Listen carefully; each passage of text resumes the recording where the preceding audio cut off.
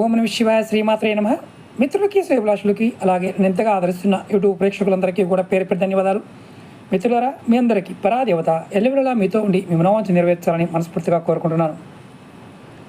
మనకి అత్యంత శక్తివంత సమయం 29 మార్చ్ శనివారం.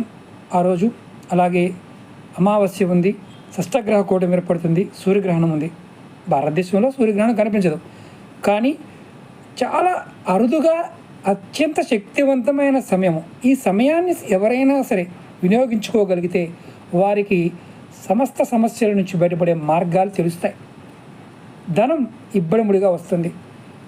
ఇది ఒక చిన్న దీపారాధన ఎలా చేయాలో చెప్తాను. మీరు 29వ తారీఖు రాత్రి 8 గంటల 18 నిమిషాలకి మీ మెయిన్ దర్వాజా దగ్గర మట్టి ప్రమిదిలో కానీ ఇంట్లో దీపకుందైనా పర్వాలేదు, 4 దిక్కులకి 4 ఒత్తులు వేసి నువ్వుల నూనెతో ఒక దీపం వెలిగించండి. దీపం వెలిగించి మీరు మనసులో మీ కులదైవాన్ని తలుచుకోండి. ఇది ఆ సమయంలో చేసి మీరు వదిలేయాలి. ఇంటి బయట మెయిన్ దర్వాజా దగ్గర, ఇది గుర్తుంచుకోండి, మెయిన్ దర్వాజా దగ్గర ఇది బయట చేయాలి. రాత్రి 8 గంటల 18 నిమిషాలకి. ఆ సమయంలో గ్రహస్థితిలో ఉన్న స్థితి మారుతుంది కాబట్టి మీకు ఏది కోరుకుంటారో అది మీకు లభిస్తుంది. దీపం వెలిగించిన తర్వాత నమస్కారం చేసుకోండి. ఇది మగవారైనా ఆడవారైనా చేయవచ్చు.